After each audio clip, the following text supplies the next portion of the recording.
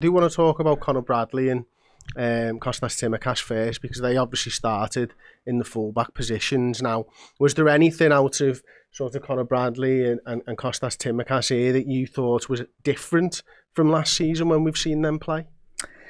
I wouldn't say different, no. I think the only thing, maybe, if you want to stretch it a little bit, is I thought Bradley was roaming an awful lot. He does that anyway. You know, we know that he overlaps, we know he underlaps. He also does a little bit more inverting stuff than I think he's given credit for. I think he's painted as like a right-sided Robertson. But I think we do see Bradley in like them kind of spaces quite a lot, and he does score in the game as well when he's in the box. I think Tsimikas was very ordinarily Tsimikas, to be honest. And we do this thing with the fullbacks where if the ball's on that side, this fullback will do that. And if the ball's on this side, this fullback will do that. And that's just purely as a means of like, if the ball's turned over, you're really compact and you can put out the fire immediately. But generally speaking, I don't think there was too much difference aside from potentially something to watch is Bradley being a bit of a, I suppose it's kind of like a free fullback in a way. When you've got the ball, you know, roam a little bit. We know it's very very man orientated when it comes to pressing nowadays and things like that. So if you can kind of put a fullback in the middle of the, you know, just that kind of anywhere, you can disrupt that a little bit.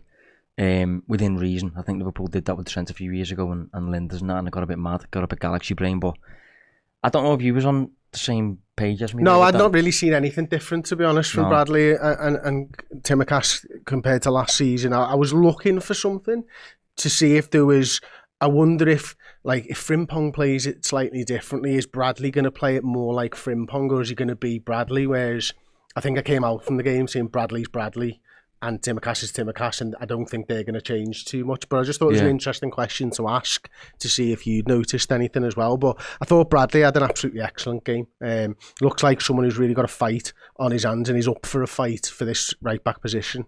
Yeah, it's just another, just a really good player. You know, I said before that I think there's a narrative that we've signed Frimpong and he's just going to come in and Bradley's going to remain as this second string, and I don't think it's the case. I think it'll be a lot of switching between the two from match to match. If we've got a Champions League game, I think one will start the Premier League, one will start the Champions League, and you'll rotate like that.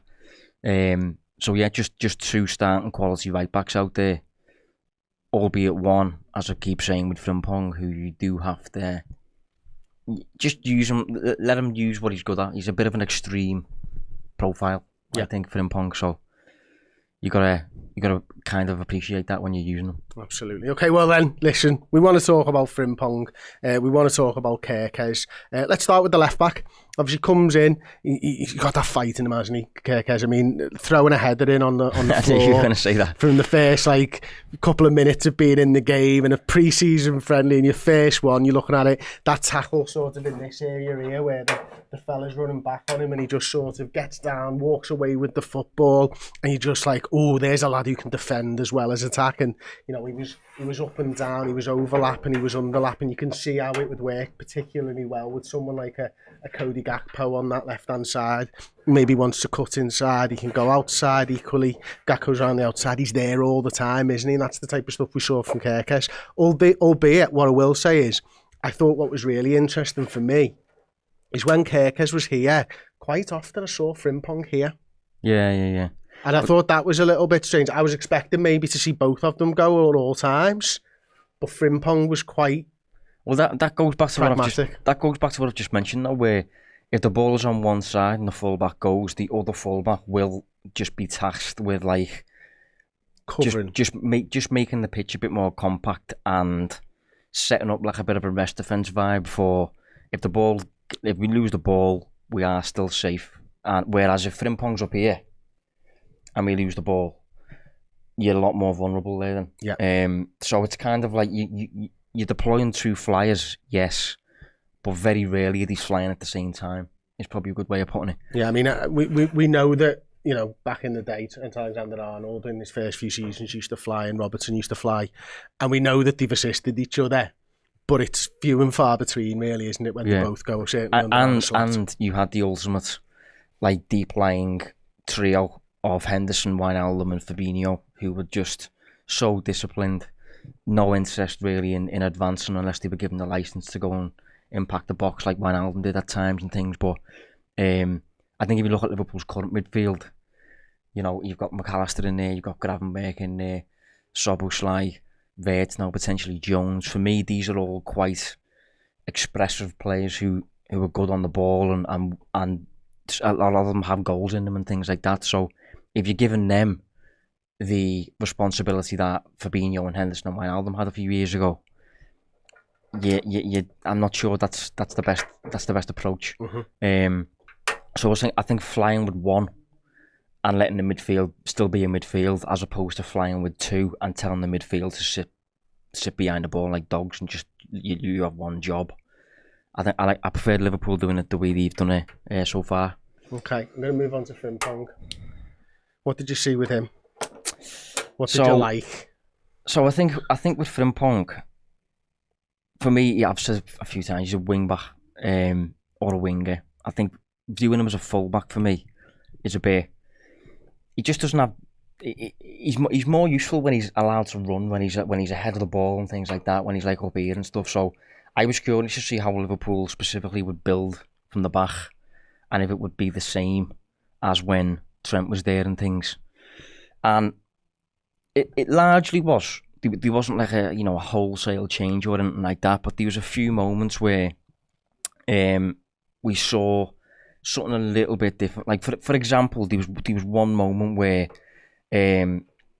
Freddie Woodman has the ball, taking a goal kick and a few options are marked and things like that.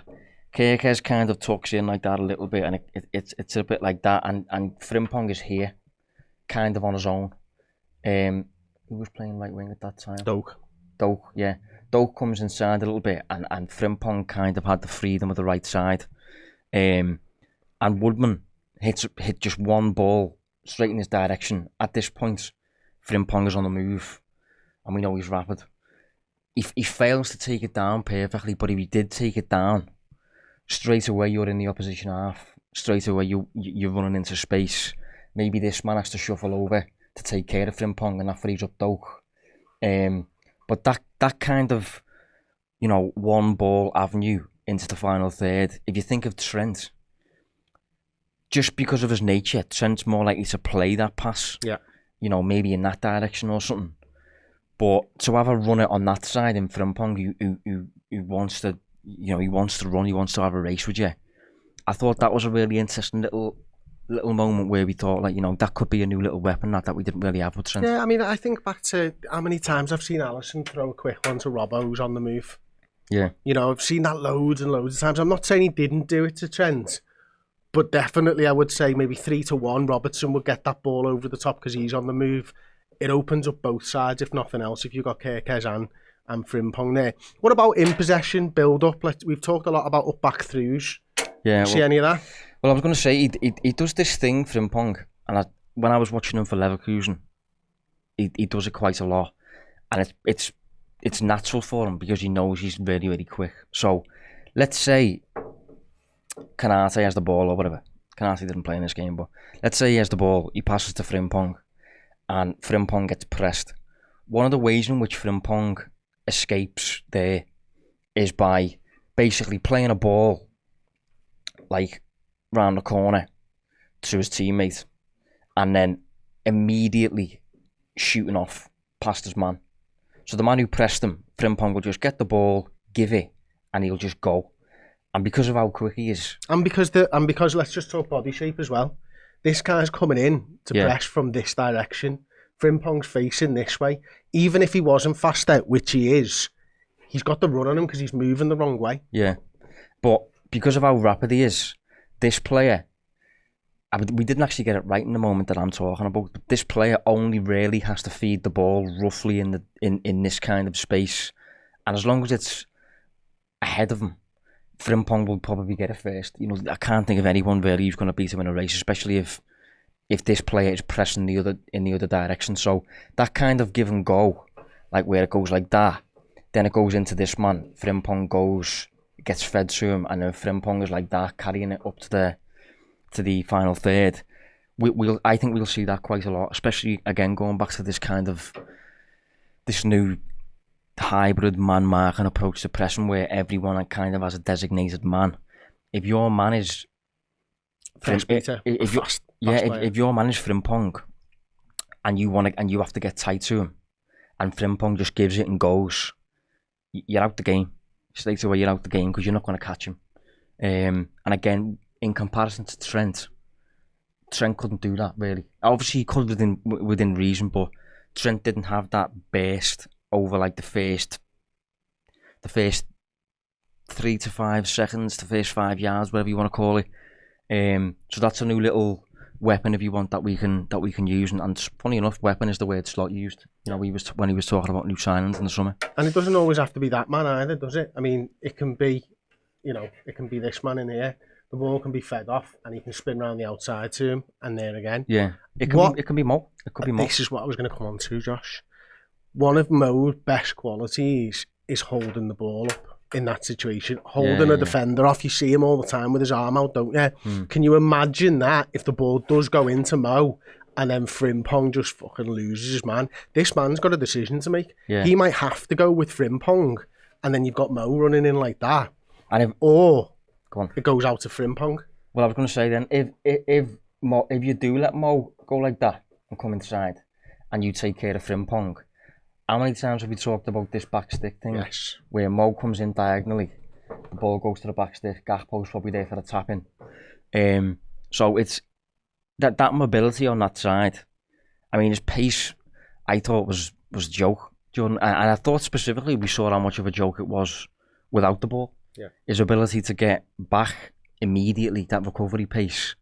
You know, that is an asset. That it sounds quite simplistic. I said a few months ago, didn't I, when we were talking about him, that like it's hard to praise him without touching on his pace. But when you actually see it in game scenarios, so what? You see how useful it is. Yeah, absolutely. So we're not getting ahead of ourselves. We've bought a player who is going to completely change the way that Liverpool play from the right-back position with his pace. He's a game changer, and he will break the man-to-man press of the teams. But we're not getting ahead of ourselves. It is only the first pre-season friendly. It's going to be exciting, though. Yeah, it is definitely going to be exciting. What should we? You know what? With this being a deep dive, I want to just throw a little negative in there. Go on. A little downer. So you mentioned Kerkez. One thing I do want to flag with Kerkez, I want to get in early because we're going to get to know it. I think he goes to ground too much. Mm-hmm. The slide tackle that you mentioned here, where he wins the ball perfectly, great. But should he go to ground in the first? Does he have to go to ground in the first place and things like that? I think we'll give away 1 or 2 dangerous fouls, potentially a penalty here and there. He's going to be working next to Virgil, who never goes to ground. I think Slot, being the coach that he is, will try and stamp that out. But I think the first few weeks, funnily enough, the first games against Bournemouth, his old team, we'll see a bit of that. And I think it's a young habit. I think it's something that with coached out of him. Yeah, with experience, you'll coach it out of him. Like if you think of Robbo, doesn't really do it. When you think about it, you know, as intense as he is, and you know, often hurried almost in his approach to defending, he never really goes to ground too much. For Kerkez does it a lot. I tell you, it might not be Slot. It might be Virgil that coaches around. Yeah, maybe. You know what I mean? Because Virgil knows better than any player that if you go to ground, you can be beaten and you can be out the game. Which is why Virgil's so sort of standoffish in the way that he defends and stuff, isn't it? So it'll be interesting to keep our eye on that. Thanks for being so negative.